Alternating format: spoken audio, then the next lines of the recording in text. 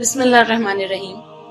अमीर अल-मोमिनीन हजरत अली अलैहिस्सलाम, हिस्सा पंजम, जंग सिफ़ीन सन 37 हिजरी। ये जंग दरिया फुरात के मगरबी जानिब यरका और बालिस के वस्त में वाक़े सिफ़ीन के मकाम पर अमीर शाम माविया और अमीर अल-मोमिनीन हजरत अली अलैहिस्सलाम के दरमियान सन 37 हिजरी में रोनुमा हुई। इस जंग का ज़ाहिरी सबब खूने हजरत उस्मान का कसास था, मगर हकीकतन इसकी असलियत ये थी कि माविया, जो हजरत उमर के दौर से शाम का खुद मुख्तार हुक्मरान चला आ रहा था, हजरत अली के हाथ पर बैअत करके हुकूमत और इख्तिदार से दस्तबरदारी पर तैयार न था। इसलिए कत्ले हजरत उस्मान से इसने फायदा उठाया। जैसे कि बाद के वाकयात से पता चलता है कि हुकूमत में इस्तेहकाम पैदा कर लेने के बाद फिर इसने खूने उस्मान के सिलसिले में कभी कोई अमली कदम नहीं उठाया, ना कोई आवाज बुलंद की और ना ही कभी भूले भटके कातिलाने उस्मान का नाम भी लिया। तख्ते खिलाफत पर मुतमक्किन होने के बाद अमीर अल-मोमिनीन हजरत अली को इब्तिदाई से इसकी तरफ से सरकशी और बगावत का अंदेशा था। चुनांचे जब आप जंगी जमल से फारिग होकर 22 रजब सन 36 हिजरी को वारिद कूफा हुए, तो जरीर बिन अब्दुल्ला बिजली के जरिए माविया को ये तहरीरी पैगाम भेजा कि तमाम महाजरीन और अंसार मेरे हाथ पर बैअत कर चुके हैं, इसलिए तुम भी अतात कबूल करो, और अगर कत्ल उस्मान के बारे में तुम्हें शिकायत हो तो बैअत के बाद इसका मुकदमा मेरे रूबरू पेश कर दो, ताकि मैं किताब खुदा और सुन्नत रसूल की रोशनी में इसका फैसला करूं। मगर माविया ने कोई जवाब देने के बजाय जरीर को मकारी से रोक लिया और उम्र आज से मशवरा करने के बाद बगावत के नाम पर खूने उस्मान की कसास का शाखसाना खड़ा करके शाम के सर पर आवर्दा लोगों के जरिए वहाँ के तंग नजर, नाफहम और जाहिल अवाम को ये यकीन दिलाया कि हजरत उस्मान के कत्ल की असल जिम्मेदारी हजरत अली पर आयद होती है और वही मुहासिरीन को पनाह देने वाले और इनकी हौसला अफजाई करने वाले हैं। इसके साथ इसने ये नफसियाती हरबा भी इस्तेमाल किया कि हजरत उस्मान का खुद खून आलूद पैरहन और इनकी बीवी नाइला की कटी हुई उंगलियों का हार बनाकर दमिश्क की जामा मस्जिद के मिंबर पर लटका दिया, जिसके गिर्द 70,000 शामी गिरिया मातम में मसरूफ हो गए। जब माविया ने शामियों के जज्बात को इस हद तक भड़का दिया कि वो कटने मरने और जान देने पर आमादा हो गए, तो इसने इनसे कसास खूने उस्मान पर बैअत ली और हर्ब पैकार के सामान की फराहमी में मसरूफ हो गया। इसके बाद हजरत अली के कासिद जरीर बिन अब्दुल्ला को भी इसने वहां से रुखसत कर दिया। जरीर बिन अब्दुल्ला ने वापस आकर जब अमीर अल-मोमिनीन को तमाम वाकयात और हालात से मुतल्ला किया, तो आपने भी माविया के खिलाफ जंगी इक़दाम पर मजबूर हो गए। आपने अक़बा बिन उमरो अंसारी को अपना नायब मुकर्रर किया और वादी नखीला को फौजी छावनी करार देकर खुद भी वहां खैमाजन हो गए। मालिक बिन हबीब यरबोई को कूफे में इस अम्र पे मामूर फरमाया कि वो बाहर से आने वाले जंग आजमाओं को नखीला की तरफ भेजते रहे। फिर आपने मुख्तलिफ सूबों के अम्माल को लिखा कि वो जंगी साजो सामान और फौजों के साथ फौरन पहुंचे। चुनाचा बसरा से अब्दुल्ला बिन अब्बास, अस्फहान से मखनफ बिन सलीम, हमदान से सईद बिन वहब, रे से रबी बिन कसीम असदी और दूसरे अम्माल अपनी अपनी फौजों के साथ नखीला पहुंच गए। नेस कूफा और अतराफ जवानिब की शमशीर जन भी आपके परचम तले जमा हो गए। इस तरह आपके लश्कर की तादाद 84,000 तक पहुंच गई, जिसमें बैअत रिजवान और बदरी सहाबा की भी एक जमात शामिल थी। मुस्तदरिक जिल्द 3 सफा 104। जब अमीर अल-मोमिनीन को ये इत्तला फराहम हुई कि शामी फौजें इराकी सरहदों की तरफ बढ़ना शुरू हो गई हैं, तो आपने 8,000 का एक फौजी दस्ता ज़ियाद बिन नजर हारसी और 4,000 का एक दस्ता शरीफ बिन हारिस के ज़ेरे क़यादत सरहदों की हिफाजत और दुश्मन की कुव्वत और ताकत का अंदाजा लगाने के लिए रवाना किया और इन्हें ये हिदायत फरमा दी कि जब तक मेरा हुक्म न पहुंचे या दुश्मन जंग की इब्तिदा न करे, तुम छेड़छाड़ न करना। इस हर अव्वल दस्ते की रवानगी के चौथे दिन आपने अपने लश्कर को 7 हिस्सों पर तकसीम किया और हर हिस्से पर एक अफसर मुकर्रर कर दिया ताकि नज़्मो ज़ब्त बरकरार रहे। اس کے بعد آپ 5 شوال سن 37 ہجری کو ایک عظیم لشکر اپنے ہمراہ لے کر خود بھی نخیلہ سے روانہ ہوئے۔ کوفہ و حلہ کے درمیان برز کے مقام پر نماز مغرب ادا کر کے رات گزاری اور نماز صبح کے بعد نہر قبین کو پار کر کے بیاں میں قیام فرمایا تاکہ لوگ دوپہر کے کھانے سے فارغ ہو جائیں۔ پھر یہاں سے روانہ ہو کر بابل اور دیر کاب ہوتے ہوئے جب آپ سرزمین کربلا پر وارد ہوئے تو اسے دیکھ کر آپ پہ حزن و ملال طاری ہوا اور آنکھوں میں آنسو آ گئے۔ کچھ لوگوں نے وجہ پوچھی تو آپ نے واقعات کربلا بیان کیے اور ان مقامات کی نشاندہی کی جو فرزند رسول امام حسین اور ان کے اعضاء و انصار کے خون سے رنگین ہونے والے تھے۔ کربلا سے روانہ ہو کر آپ سابات میں قیام پذیر ہوئے۔ سابات کے قریب دریائے دجلہ کے کنارے شہر مدائن تھا، وہاں سے 1200 افراد آپ کے لشکر میں شامل ہوئے۔ مدائن ہی سے آپ نے معقل بن قیس کی ماتحتی میں 3000 کا ایک دستہ آگے روانہ کیا اور اسے ہدایت کی کہ تم موصل اور ناصبین کی طرف سے ہوتے ہوئے رقہ کے مقام پر مجھ سے ملو، اور آپ مدائن سے چل کر بحر سیر ہوتے ہوئے انبار پہنچے۔ وہاں 2 دن قیام کے بعد آپ نے دریائے فرات کو عبور کیا اور آگے بڑھ کر قرقیسہ کے قریب پہنچے تو دیکھا کہ زیاد اور شریح بھی اپنے اپنے دستوں کے ساتھ وہاں موجود ہیں۔ وہاں سے انہیں ساتھ لے کر آپ آگے روانہ ہو گئے اور جب شہر رقہ کے قریب پہنچے تو نہر بلیغ کے کنارے پر پڑاؤ ڈالا۔ معقل بن قیس بھی، جنہوں نے آپ نے مدائن سے روانہ کیا تھا، اپنے دستے کے ساتھ رقہ پہنچ گئے۔ رقہ دریائے فرات کے مشرقی کنارے پر واقع تھا اور یہاں کی آبادی عثمانیوں پر مشتمل تھی۔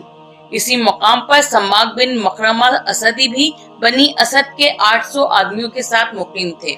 یہ لوگ امیر المومنین سے منحرف ہو کر معاویہ کے پاس جانے کے لیے کوفہ سے نکل کھڑے ہوئے تھے۔ ان لوگوں نے جب امیر المومنین کے لشکر کو دیکھا تو دریا پر بنے ہوئے کشتیوں کے پل کو توڑ دیا تاکہ علوی لشکر فرات کو عبور کر کے آگے نہ بڑھ سکے، مگر مالک اشتر نے انہیں ڈرایا دھمکایا تو خوف زدہ ہو کر انہوں نے پل کو پھر جوڑ دیا اور امیر المومنین دریا عبور کر کے لشکر سمیت غربی کنارے پر اتر گئے۔ حالات سے آگاہی کے لیے امیر المومنین نے یہاں سے زیاد بن نضر اور شری بن حارث کو بطور ہر اول شام کی طرف روانہ کیا۔ جب منزلیں طے کرتے ہوئے یہ دونوں فصیلیں روم کے قریب پہنچے تو دیکھا کہ ابو اور سلمہ 25,000 شامیوں کے ساتھ وہاں پڑاؤ ڈالے پڑا ہے۔ ان دونوں نے فوراً حارث بن جمحان کے ذریعے امیر المومنین کو حالات اور تعداد افواج سے مطلع کیا۔ آپ نے مالک اشتر کی سرکردگی میں 3000 جابازوں کا ایک دستہ روانہ کیا اور مالک اشتر کو یہ ہدایت دی کہ تم وہاں پہنچ کر زیاد اور شریح کے دستوں کی بھی کمان اپنے ہاتھ میں لے لینا، اور جب تک دشمن حملہ آور نہ ہو جنگ میں اپنی طرف سے پہل نہ کرنا۔ غز کے مالک اشتر نے وہاں پہنچ کر زیاد اور شریح کے دستوں کو اپنے دستے میں ضم کیا اور شامیوں سے کچھ فاصلے پر خیمہ زن ہو گئے۔ امیر المومنین کی ہدایت کے مطابق مالک اشتر نے اپنی طرف سے کوئی چھیڑ چھاڑ نہیں کی، مگر جب رات کی تاریکی محیط ہوئی تو ابو الاوار نے ان پر شبخون مارا۔ مالک کی طرف سے تلواریں نکل آئیں اور چند جھڑپوں کے بعد ابو الاوار اپنے ہمراہیوں سمیت پیچھے ہٹنے پر مجبور ہو گیا۔ جنگ کی ابتدا ہو چکی تھی۔ صبح ہوتے ہی مالک اشتر اور ہاشم بن ادبا کچھ سواروں اور پیادوں کو لے کر میدان میں ڈٹ گئے۔ ادھر سے ابو الاوار بھی سواروں اور پیادوں کو لے کر مقابلے پر آ گیا۔ جنگ چھڑ گئی۔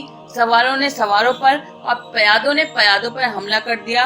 کچھ دیر تلواریں چلتی رہیں۔ بالآخر شامیوں کا مشہور شاہ سوار عبداللہ بن منظر اپنے چند سواروں کے ساتھ مارا گیا اور ابو الاوار ہزیمت اٹھانے کے بعد ایک محفوظ مقام پر جا کر ٹھہرا۔ مالک اشتر نے اسے اپنے مقابلے کے لیے للکارا، مگر وہ سامنے آنے کی جرت نہ کر سکا اور اپنا لشکر لے کر افیح کی طرف بھاگ کھڑا ہوا جہاں معاویہ اور اس کا لشکر خیمہ زن تھا۔ معاویہ نے جب عراقی فوجوں کی آمد اور جھڑپوں کا حال سنا تو ابو الاوار اور سفیان بن عمرو سے کہا کہ تم دونوں جنگ کا میدان تلاش کرو۔ چنانچہ انہوں نے صفین کا انتخاب کیا اور معاویہ لشکر کے ساتھ وہاں پہنچ گیا۔ صفین کے میدان میں پہنچتے ہی اس نے سب سے پہلا کام یہ کیا کہ ابو الاوار کو حکم دیا کہ 10,000 شامیوں کو لے کر دریائے فرات پر مسلط ہو جاؤ اور جو عراقی پانی لینے آئے اسے روک دو۔ اخبار التوال صفحہ 168۔ عمرو آس نے معاویہ کے اس حکم کی مخالفت کرتے ہوئے کہا، اے معاویہ، علی اور ان کے ساتھی جبکہ ان کے ہاتھوں میں چمکتی ہوئی تلواریں بھی ہیں کبھی پیاسے نہیں رہیں گے۔ بہتر یہ ہے کہ تم انہیں پانی سے نہ روکو اور خود سے پہرا اٹھا لو، ورنہ وہ تمہیں پہرا اٹھا لینے پہ مجبور کر دیں گے۔ اس پر معاویہ نے کہا، خدا کی قسم انہیں پانی نہیں دیا جائے گا یہاں تک کہ پیاسے مر جائے جس طرح عثمان پیاسے دنیا سے سدھارے۔ مروج الذہب جلد دوم صفحہ 38۔ اس بندش آپ کے دوسرے روز امیر المومنین حضرت علی بھی اپنے لشکر سمیت وہاں پہنچ گئے۔ آپ نے معاویہ سے کہلوایا کہ وہ پانی پر سے پہرا اٹھا لے، مگر اس نے انکار کر دیا۔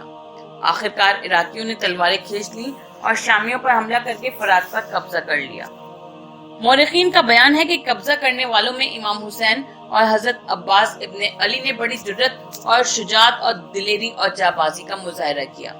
جب یہ مرحلہ طے ہو گیا تو امیر المومنین نے بشیر بن عمرو انصاری، سعید بن قیس حمدانی اور شبز بن ربیع تمیمی کو پھر معاویہ کے پاس اس غرض سے بھیجا تاکہ وہ اس جنگ کے نشیب و فراز سمجھے اور مصلحت اور بیعت پر آمادہ کرے، مگر اس نے جواب دیا کہ ہم کسی طرح خون عثمان کو رائیگاں نہیں ہونے دیں گے اور اب ہمارا فیصلہ تلوار ہی کرے گی۔ چنانچہ ماہ ذی الحج سن 37 ہجری میں فریقین کے درمیان جنگ کی ٹھن گئی اور دونوں طرف کے لوگ میدان میں اتر آئے۔ امیر المومنین کی طرف سے میدان میں آنے والے حجر بن عدی، شبز بن ربیع، خالد بن معمر، زیاد بن نصر، زیاد بن خصفہ تمیمی، سعید بن قیس، قیس بن سعد اور مالک بن اشتر تھے۔ معاویہ کی طرف سے عبد الرحمن بن خالد مخزومی، ابو الاور سلمی، حبیب بن مسلمہ فہری، عبداللہ بن ذوالکلہ حمیری، عبید اللہ بن عمر بن خطاب، شرجیل بن سمت کندی اور حمزہ بن مالک وغیرہ تھے۔ جب محرم کا مہینہ شروع ہو گیا تو جنگ کا سلسلہ روک دینا پڑا اور یکم صفر 4 شنبہ سے پھر جنگ شروع ہو گئی اور دونوں طرف کی فوجیں تلواروں، نیزوں، تیروں اور دوسرے جنگی ہتھیاروں سے مسلح ہو کر ایک دوسرے کے سامنے صف آرا ہو گئیں۔ امیر المومنین کی طرف سے اہل کوفہ کے سواروں پر مالک اشتر، پیادوں پر عمار بن یاسر اور اہل بصرہ کے سواروں پر سہل بن حنیف، پیادوں پر قیس بن سعد متعین ہوئے اور لشکر کی علمداری ہاشم بن عتبہ کے سپرد کی گئی، اور سپاہ شام کی میمنہ پر ابی ذوالکلہ، میسرہ پر حبیب بن مسلمہ، سواروں پر عمرو بن عاص اور پیادوں پر ضحاک بن قیس امیر مقرر ہوئے۔ پہلے دن مالک اشتر نے اپنے دستے کے ساتھ میدان سنبھالا اور ادھر سے ان کے مقابلے کے لیے حبیب بن مسلمہ اپنی فوج لے کر نکلا اور دونوں طرف سے خونریز جنگ ہوئی۔ دن بھر نیزوں سے نیزے اور تلواروں سے تلواریں ٹکراتی رہیں۔ دوسرے دن ہاشم بن عتبہ سپاہ علوی کے ساتھ میدان میں آئے، دوسری طرف سے ابو الاعوار سوار و پیادے لے کر آیا، اور جب دونوں طرف کی فوجیں بالمقابل ہوئیں تو سواروں پر سوار اور پیادوں پر پیادے ٹوٹ پڑے اور شام تک ایک دوسرے پر وار کرتے رہے۔ تیسرے دن عمار یاسر اور زیاد بن نصر ایک دستہ فوج کے ساتھ میدان میں آئے۔ شامیوں کی طرف سے عمرو بن عاص کثیر فوج لے کر آگے بڑھا۔ زیاد نے فوج مخالف کے سواروں پر اور عمار یاسر نے ان پیادوں پر اس جوش و خروش کے ساتھ حملہ کیا کہ دشمنوں کے قدم اکھڑ گئے اور وہ تاب نہ لا کر اپنی قیام گاہوں کی طرف پلٹ گئے۔ چوتھے دن محمد بن حنفیہ اپنے فوجی دستے کے ساتھ میدان میں آئے، ادھر سے عبید اللہ بن عمر شامیوں کے لشکر کے ساتھ بڑھا اور دونوں فوجوں میں گھمسان کی لڑائی ہوئی۔ پانچویں دن عبداللہ بن عباس آگے بڑھے اور ادھر سے ولید بن عتبہ سامنے آیا۔ عبداللہ بن عباس نے بڑی جرأت اور پامردی سے حملے کیے اور شجاعت کی وہ جوہر دکھائے کہ دشمن میدان چھوڑ کر بھاگ کھڑا ہوا۔ چھٹے دن قیس بن سعد انصاری فوج لے کر میدان میں اترے۔ ان کے مقابلے میں ذوالقلہ اپنی دستہ لے کر آگے بڑھا اور ایسا گھمسان کا رن پڑا کہ قدم قدم پر لاشیں تڑپنے لگی۔ آخر کار رات کے اندھیرے نے دونوں لشکروں کو جدا کر دیا۔ ساتویں دن مالک اشتر پھر نکلے اور ان کے مقابلے کے لیے حبیب بن مسلمہ پھر آگے بڑھا اور وقت ظہر تک مارکا کارزار گرم رہا، جس کے نتیجے میں فوج مخالف کے بڑے بڑے سورما موت کے گھاٹ اتر گئے۔ آٹھویں دن امیر المومنین حضرت علی ابن ابی طالب خود لشکر کے جلو میں نکلے اور اس طرح حملہ کیا کہ میدان میں زلزلہ آ گیا۔ آپ صفوں کو اور دشمنوں کو روندتے دونوں صفوں کے درمیان آ کے کھڑے ہوئے اور معاویہ کو للکارا، जिस पर वो उमर बिन आस को लिए हुए जब कुछ करीब आया तो आपने फरमाया, बुज़दिल, मुसलमानों को क्यों कटवाता है? खुद मेरे मुकाबले में निकला और फिर जो अपने हरीफ पर गालिब आ जाए वो खिलाफत को संभाल ले। इस पर उमर बिन आस ने माविया से कहा, बात तो इंसाफ की है, हिम्मत करो और मुकाबला करके खिलाफत के बारे में फैसला करो। माविया ने कहा, मैं अली की तलवार से वाकिफ हूँ, तेरे कहने सुनने में आकर अपनी जान नहीं गवा सकता। ये कहकर वो वापस पलट गया। अमीर अल मोमिनीन ने सिफ़ीन के मैदान में जिस बेजिगरी से हमले किए, इसे एजाजी कुव्वत का ही करिश्मा कहा जा सकता है। चुनांचे जब आप मैदान में ललकारते हुए निकलते तो दुश्मन की सफ़ें अबतरी और सरासीमगी की आलम में मुंतशिर हो जाती और बड़े बड़े सूरमा भी आपके मुकाबले में आने से हिचकिचाने लगते। इसलिए आप मुतअद्दिद बार दूसरों के लिबास में हमलावर हुए ताकि दुश्मन पहचान न सके और मुकाबले पर तैयार हो जाए। चुनांचे एक मर्तबा अब्बास बिन रबी के मुकाबले में शामियों की तरफ से गराज बिन ओहम निकला। दोनों हरबो पैकार के हाथ दिखाते रहे, लेकिन कोई अपने हरीफ को शिकस्त ना दे सका। इतने में अब्बास को इसकी जरा का एक हल्का ढीला दिखाई दिया। उन्होंने बड़ी चाबुक दस्ती से इसे अपनी तलवार की नोक में परो लिया और झटके देकर जरा फाड़ दी। फिर ताक कर ऐसा वार किया कि तलवार इसके सीने के अंदर उतर गई। इराकियों ने नारा तकबीर बुलंद किया। इस आवाज पर माविया चौंका और जब इसे ये मालूम हुआ कि गराज मारा गया है तो पीछे ताप खाने से लगा और पुकार कर इसने शामियों से कहा कि तुम में कौन है जो अब्बास का काम तमाम कर दे। इस पर कबीला बनी लखम के 2 शमशीरजन उठ खड़े हुए और उन्होंने अब्बास को अपने मुकाबले के लिए ललकारा।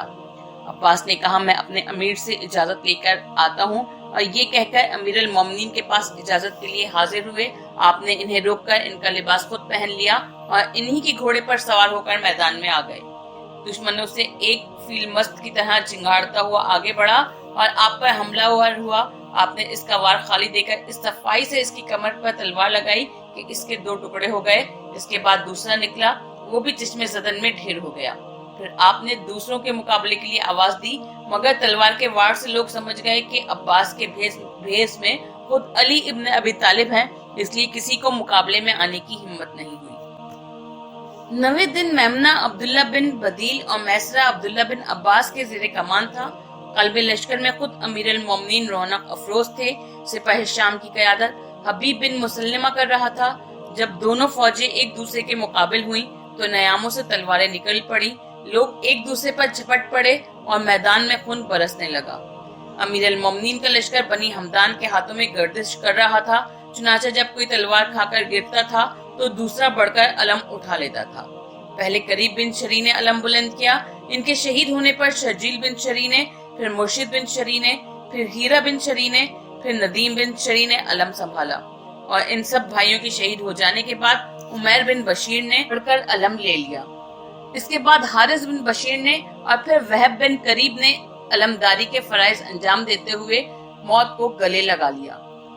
आज की जंग में दुश्मन का सारा जोर मेमना पर था और इसके हमले इतने शदीद थे कि इराकी लश्कर मैदान छोड़ के पीछे हटने लगा और मेमना के सरदार अब्दुल्ला बिन बदील के साथ सिर्फ 200-300 आदमी रह गए। अमीर अल मोमिनीन ने जब ये सूरत हाल देखी तो मालिक उश्तर से फरमाया कि जरा इन्हें पुकारो और कहो कि कहाँ भागे जा रहे हो। अगर जिंदगी का वक्त पूरा हो चुका है तो भाग कर भी मौत से नहीं बच सकते। इधर मेमना की हजीमत से कल्बे लश्कर का मुतासर होना जरूरी था, इसलिए आपने एक गुलाम किसान को जुलूम में लिए आगे बढ़ रहे थे कि बनी उमैया के अहमद नामी एक गुलाम ने किसान का काम तमाम कर दिया। अमीर अल मोमिनीन ने जब ये देखा तो अहमद की जरा का दामन पकड़कर ऊपर उठा लिया और इस कुव्वत से जमीन पर पटका कि इसके जोड़ों बंद अलग हो गए और इमाम हसन और मोहम्मद हनफिया ने बढ़कर इसे ठिकाने लगा दिया।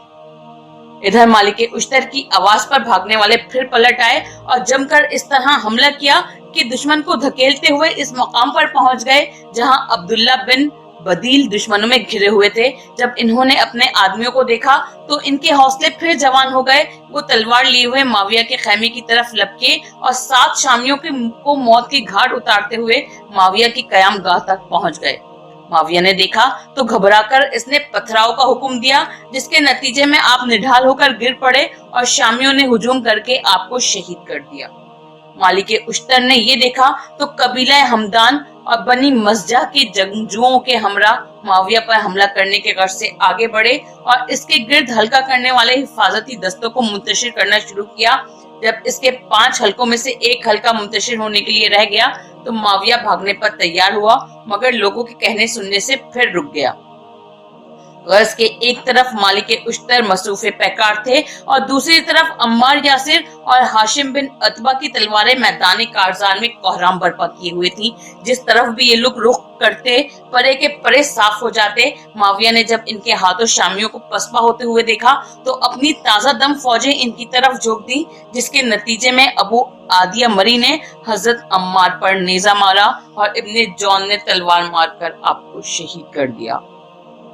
अम्मार यासिर की शहादत से माविया की फौज में हलचल मच गई, क्योंकि लोग इनके मुतालिक पैगंबर का ये इरशाद सुन चुके थे कि अम्मार को एक बागी गिरोह कत्ल करेगा, और इनकी शहादत से पहले जुल्कला ने उम्र आज से भी कहा था कि मैं अम्मार को अली के साथ देख रहा हूँ, कहीं वो बागी गिरोह हम ही तो नहीं, जिस पर उम्र ने कहा था कि आखिर में अम्मार हमारे साथ मिल जाएंगे। मगर जब वो अमीर अल मोमिनीन की तरफ से जिहाद करते हुए शहीद हुए तो माविया ने लोगों से ये कहना शुरू किया कि अम्मार के कातिल हम नहीं बल्कि खुद अली हैं, जो इन्हें अपने साथ यहाँ लेकर आए हैं। अमीर अल मोमिनीन ने ये पुरफरेब जुमला सुना तो फरमाया, तो फिर हमजा के कातिल रसूल अल्लाह थे जो इन्हें मैदान ओहद में लेकर गए थे। गर्ज के इस मार्के में हाशिम बिन अतबा भी काम आ गए, जो हारिस बिन मंजर के हाथ से शहीद हुए। जब ऐसे ऐसे जानिसार खत्म हो चुके तो अमीर अल मोमिनीन हजरत अली ने कबीला हमदान और रबिया के जवां मर्दों से फरमाया कि तुम लोग मेरे नजदीक तलवार, नेजा और जर्रा के मानिंद हो, उठो और इन बागियों को कैफर किरदार तक पहुंचा दो। चुनाचा कबीला रबिया और हमदान के 12,000 नपर्द आजमा शमशीर बकफ उठे। हसीन बिन मंजर ने लश्कर का अलम संभाला और दुश्मन पर टूट पड़े। सर कट कट के गिरने लगे और लाशों के ढेर जा बजा लगना शुरू हो गए। जंग के मैदान में बनी हमदान और बनी रबिया के जवां मर्दों के हमले तमाम तर कुव्वतों के साथ जारी थे। मेमना और मैसरा अब्दुल्ला और मालिक उश्तर के कब्जे में था कि दिन सिमटने लगा और रात की तारीकी के साथ वो बिलाखेज रात नमूदार हुई जो तारीख में लैलतुल हरीर के नाम से मशहूर है। अमीर अल मोमिनीन के बातिल शिकन नारों से एक तरफ तो हिम्मत और शुजाअत की लहरें दौड़ रही थी और दूसरी तरफ मुखालफिन के दिल दहल रहे थे। जंग का ये हाल था कि नेज़ों की अनियां टूट चुकी थी और तीर अंदाजों की तरकश खाली हो चुके थे। सिर्फ तलवारों के सर पर पड़ने की आवाजें सुनाई देती थी और पुश्तों के पुश्ते लग चुके थे। यहाँ तक कि सुबह होते होते मख्तूलीन की तादाद 30,000 तक पहुंच गई। शामियों पर शिकस्त के आसार जाहिर हो चुके थे और वो मैदान छोड़कर भागने ही वाले थे कि उम्र आज की तजवीज पर माविया की तरफ से अचानक 500 कुरान नेज़ों पर बुलंद कर दिए गए और जंग का सारा नक्शा बदल दिया गया। खून बरसाती हुई तलवारें थम गईं, फरेबकारी और मक्कारी कामयाब हुई। अब बातिल के इख्तिदार का रास्ता हमवार हो गया। जब अहले इराक की खून आशाम तलवारों ने शामियों की कमर तोड़ दी, अब मुतवातिर हमलों ने इनके हौसले पस्त और वलवले खत्म कर दिए, तो उम्र बिन आस ने माविया को ये चाल सुझाई कि कुरान को नेज़ों पर बुलंद करके इसे हुक्म ठहराने का नारा लगाया जाए, जिसका नफ्सियाती असर ये होगा कि कुछ लोग जंग को रुकवाना चाहेंगे और कुछ जारी रखना चाहेंगे। इस तरह हम अली के लश्कर में फूट डलवाकर जंग को किसी दूसरे मौके के लिए मुलतवी करा सकेंगे। चुनाचा कुरान नेज़ों पर बुलंद कर दिए गए, जिसका नतीजा ये हुआ कि चंद सरफिरों ने तमाम लश्कर में इंतशारो अबतरी पैदा कर दी और सादा लोह मुसलमानों की सरगर्मियां फतह के करीब पहुंचकर सर्द पड़ गईं और बगैर सोचे समझे ये आवाजें बुलंद होने लगी कि हमें जंग पर कुरान के फैसले को तरजीह देना चाहिए। अमीर अल मोमिनीन ने जब कुरान को आला कार बनते देखा तो फरमाया, ऐ लोगों, इस मकरो फरेब में ना आओ। दुश्मन शिकस्त से बचने के लिए तुम्हें धोखा दे रहा है। न कुरान से इसका कोई ताल्लुक है और न ही दीनों मजहब से इसका कोई लगाव है। हमारी जंग का तो मकसद ही यही था कि लोग कुरान का एहतराम करें और इसके अहकाम पर अमल पैरा हो। खुदा के लिए इन दुश्मनों की फरेबकारियों और मक्कारियों के जाल में ना फंसो। अज़्मो हिम्मत और वलवलों के साथ आगे बढ़ो और दम तोड़ते हुए दुश्मन को खत्म कर दो। मगर बातिल का ये हरबा कारगर हो चुका था। चुनाचा लोग सरकशी पर उतर आए।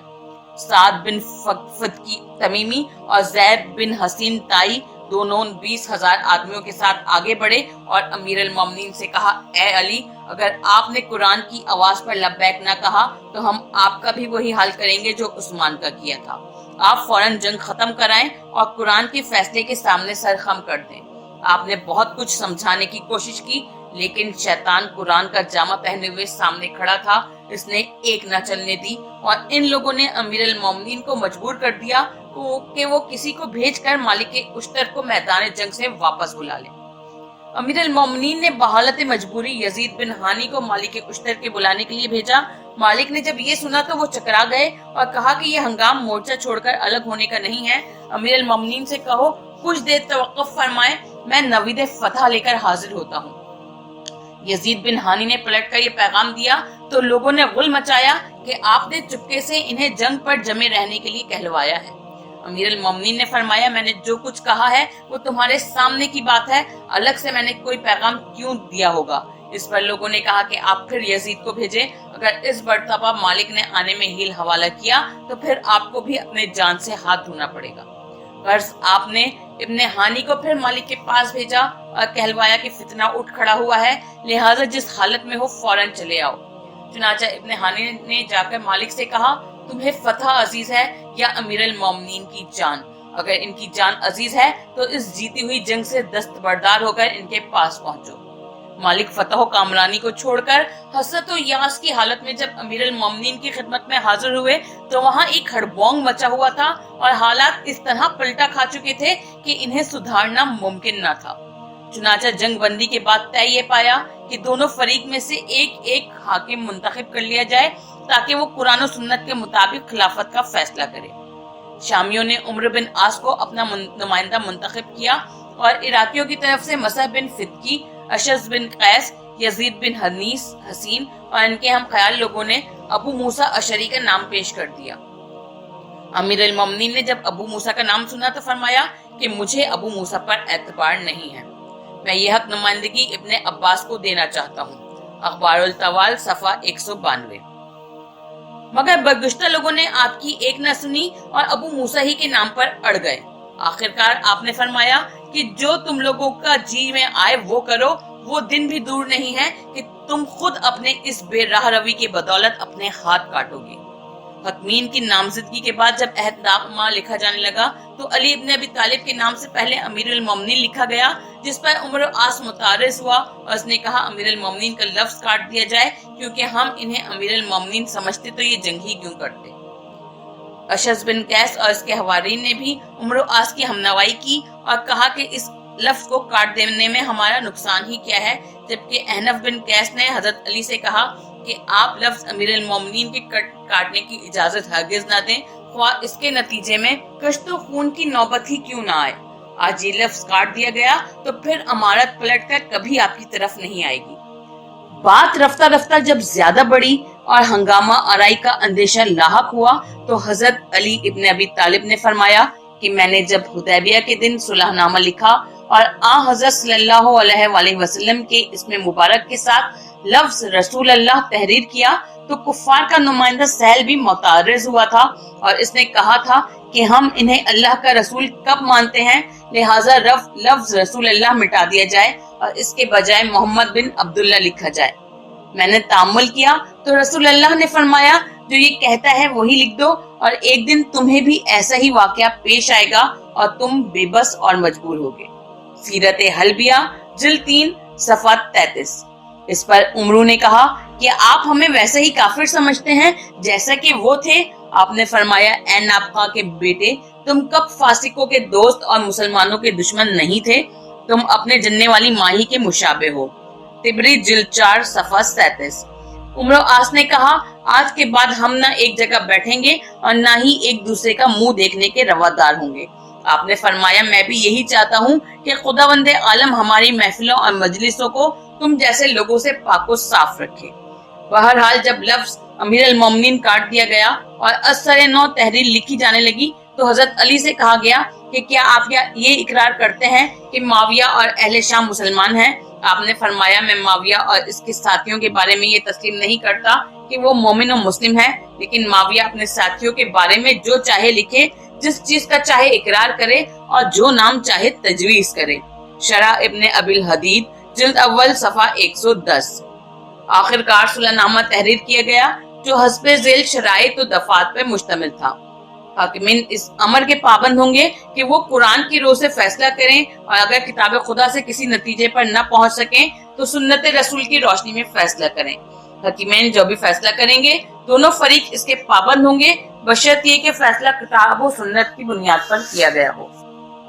حکیمین کو اسی ماہ رمضان کے آخر تک فیصلہ کر دینا چاہیے اور اگر مدت میں توسیع کی ضرورت ہو تو وہ خود ہی اتفاق رائے سے مقررہ مدت میں اضافے کے مجاز ہوں گے۔ اگر فیصلے کے لیے شہادتوں کی ضرورت محسوس ہوئی تو فریقین شہادتیں مہیا کریں گے۔ فیصلے تک جنگ بند رہے گی اور دونوں فریق حکیمین کی جان و مال کی حفاظت کریں گے۔ اگر فیصلے سے قبل کسی حکم کا انتقال ہو جائے تو اس کی جماعت اس کی جگہ دوسرا حکم منتخب کرے گی۔ فیصلے کے مقام کا تعین عراق و شام کے درمیان کیا جائے گا۔ جب یہ معاہدہ ضبط تحریر میں لایا جا چکا تو عراقیوں نے تحکیم کے خلاف سرگوشیاں شروع کی۔ چنانچہ اشعث بن قیس نے جب مختلف قبائل کے پرچموں تلے جا کر معاہدے کی عبارت پڑھ کر سنائی تو لوگوں کے دلوں میں نفرت کے جذبات شدت سے بھڑک اٹھے اور وہی لوگ جو تھوڑی دیر پہلے تحکیم کے ماننے پر زور دے رہے تھے مخالفت پر آمادہ ہو گئے۔ بنی انزا نے معاہدے کی تحریر سنی تو ان میں سے دو بھائیوں جاد اور مادان نے لا حکم الا اللہ، حکم صرف اللہ ہے کا نعرہ بلند کیا اور تلوار لے کر میدان میں نکل آئے اور آخر کار قتل ہو گئے۔ بنی مراد نے یہ تحریر سنی تو صالح بن شقیق نے کہا کہ حکم اللہ کے لیے مخصوص ہے، خواہ مشرکین کو ناگوار گزرے۔ بنی راسب کو یہ تحریر پڑھ کر سنائی گئی تو انہوں نے کہا کہ اللہ کے دین میں لوگوں کو حکم قرار نہیں دیا جا سکتا۔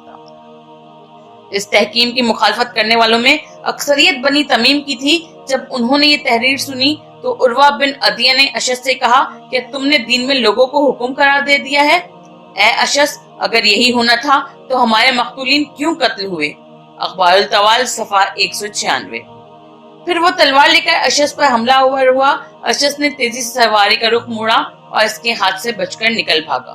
اس جنگ بندی اور معاہدہ تحکیم کے نتیجے میں عراقیوں کی یکجہتی ختم ہو گئی اور ہر طرف فتنہ اٹھ کھڑا ہوا۔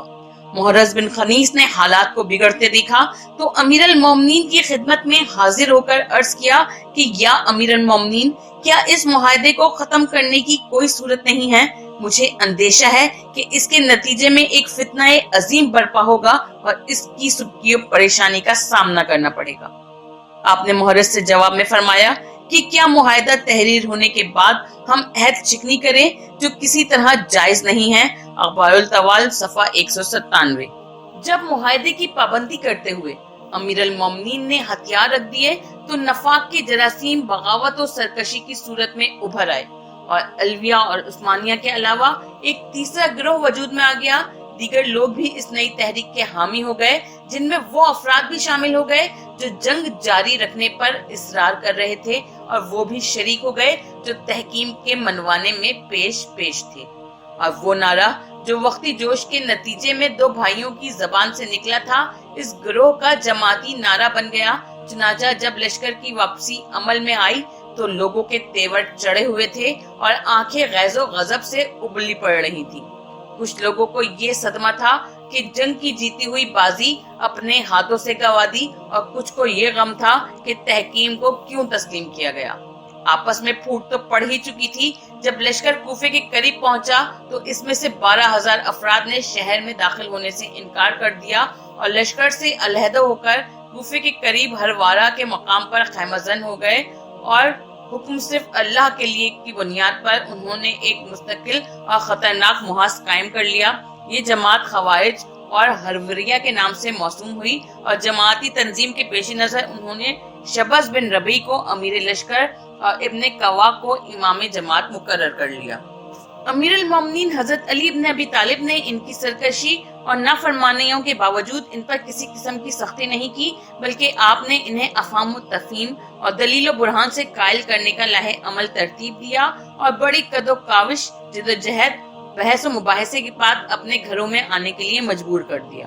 चुनाचा ये लोग कुफे में दाखिल होने को तो हो गए, मगर अपनी कुछ फहमी के नतीजे में जो नजरिया कायम कर चुके थे इसी पर अड़े रहे, और जैसे जैसे हाकमीन के फैसले का वक्त करीब आता गया, इनकी शर अंगेजियां और फितना परवाजियां जोर पकड़ती गईं। इनके तेवरों से साफ जाहिर हो रहा था कि वो अफहाम व तफहीम की हुदूद से तजावुज करके अब तेगो सिना के बलबूते पर फैसला करना चाहते हैं। 13 माह सफर सन 37 हिजरी में तहकीम की करारदाद मंजूर हुई और माह शाबान सन 37 हिजरी में दोनों हाकिम अबू मूसा और उम्र आस मावन और वादी मूसा के दरमियान अजरा के मकाम पर जमा हुए और करारदाद के तहत दोनों जमातों के 400 आदमी भी पहुंच गए। शामी वफ्द का कायद अबुल और सलमी था और इराकी वफ्द के सरबरा अब्दुल्ला बिन अब्बास और शरी बिन हानी थे। इस इज्तिमा से कबल माविया ने अब्दुल्ला बिन उमर, अब्दुल्ला बिन जुबैर, अबुल जहम बिन हजीफा, अब्दुल रहमान बिन अबद याकूस को तहरीर किया था कि तुम लोग जंगे सिफ़ीन में तो शरीक नहीं हो सके, लेकिन तुम्हें एक मुबस्सिर की हैसियत से अजरा में पहुंचना चाहिए ताकि तहकीम की कार्रवाई को अपनी आंखों से देख सको। चुनाचा ये लोग कार्रवाई शुरू होने से पहले पहुंच गए। इनके अलावा अब्दुल रहमान बिन अबू बकर, साद बिन अबी वकास और मुगीरा बिन शाबा भी तहकीम का जायजा लेने के लिए आ गए। फैसला सादिर करने से पहले हकीम का बायमी तबादला ख्यालात के जरिए किसी मुत्तफिका फैसले पर पहुंचना जरूरी था। चुनाचा वो दोनों एक मकाम पर जमा हुए और थोड़ी देर की बातचीत के बाद उम्र आस ने अबू मूसा को इस पर राजी कर लिया कि हजरत अली और माविया दोनों को माजूल करके मुसलमानों को ये इख्तियार दे दिया जाए कि वो शूरा के जरिए जिसे चाहे अपना खलीफा मुकर्रर कर ले। इस तस्फिये के बाद जब दोनों अलग हुए तो इब्ने अब्बास ने अबू मूसा से कहा, ए अबू मूसा, मुझे ऐसा मालूम होता है कि जो फैसला मुत्तफिका तौर पर तुम्हारे दरमियान हुआ है, उमरू इसका पाबंद नहीं रहेगा। वो इंतहाई होशियार और चालाक है, तुम जरूर फरेब में आओगे, लिहाजा जब ऐलान का मौका आए तो पहले इसी को ऐलान करने देना, फिर बाद में तुम ऐलान करना। अबू मूसा ने कहा, हम जिस अमल पर मुत्तफिक हुए हैं इसमें किसी धोखा, फरेब या हेर फेर की गुंजाइश ही नहीं है। गज़ के दूसरे दिन शाम और इराक के नुमाइंदे, मुबस्सिरीन और दोनों सालिस जामे मस्जिद में जमा हुए। उम्र आस ने चालाकी और होशियारी से काम लेते हुए अबू मूसा से कहा, मैं आप पर सबकत को अपने खिलाफ अदब समझता हूँ, लिहाजा पहले आप ऐलान फरमाएं।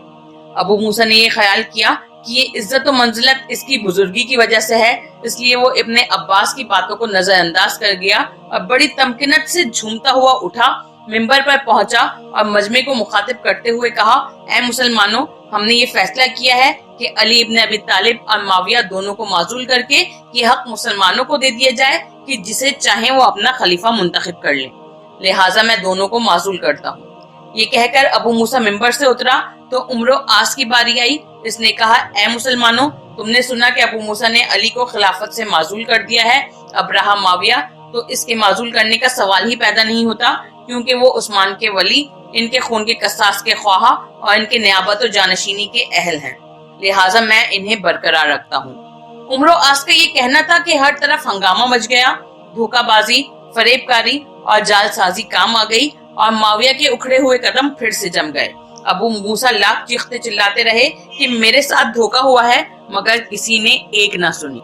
ये था इस तहकीम का मुख्तसर सा खाका जिसकी असास और बुनियाद कुरान और सुन्नत पर रखी गई थी। मगर क्या ये कुरान और सुन्नत का फैसला था या इन फरेबकारियों का नतीजा था जो इख्तिदार परस्त लोग अपने इख्तिदार को बरकरार रखने के लिए काम में लाते रहे? काश कि तारीख इन वाक़यात को मुस्तकबिल के लिए मशले राह बनाती और कुरान और सुन्नत को हुसूल इख्तिदार और जाह तलबी का जरिया न बनने दिया जाता। अल्लाहुम्मा सल्ली अला मुहम्मदिन व आले मुहम्मद वाजिल फरजहुम अजमईन। बराए मेहरबानी हमारे इस चैनल को लाइक कीजिए, शेयर कीजिए, कमेंट कीजिए और सब्सक्राइब कीजिए और बेल आइकन को प्रेस कीजिए ताकि आगे भी हमारी वीडियोस आपको बराबर मिलती रहे।